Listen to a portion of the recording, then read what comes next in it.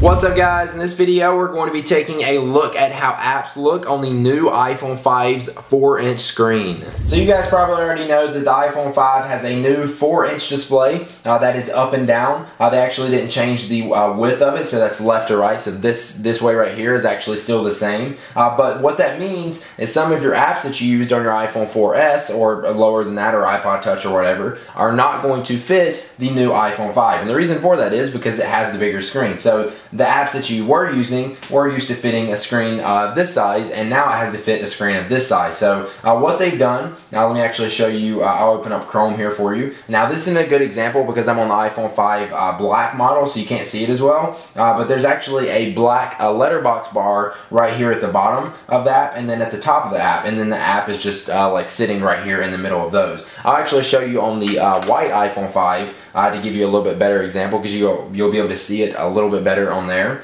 So I'm going to go ahead and open up Chrome. So you can actually see on here that there are the black bars at the top and bottom. So that's what you're going to get with a lot of apps right now, unfortunately. It's not really bad. It doesn't really bother me that much. I still use the app just the same. But it is kind of annoying that it doesn't fit the iPhone 5 screen, because you just bought it for that 5-inch screen and now most of the apps don't fit it. What you're going to have to do is just be patient. A lot of the apps will be updated. There's actually a whole section now if you go in the App Store. So here in the App Store right now, at the top they have a section called Great Games for the iPhone 5. You can tap right there and see all, and you can scroll through a list of games that actually fit the iPhone 5 screen. And that's not a lot right there. I mean, that's a good amount of apps, but considering how many apps are in the App Store, that's a lot of apps that don't fit the iPhone 5. Then you can also go back, and if you scroll down here, all of Apple's apps pretty much have been updated, like iMovie, iPhoto, GarageBand. You can download those for the new iPhone 5. Facebook and Twitter, they've been updated. You got some just regular apps here. I'll scroll through some of these. There's Facebook, CNN, Pinterest,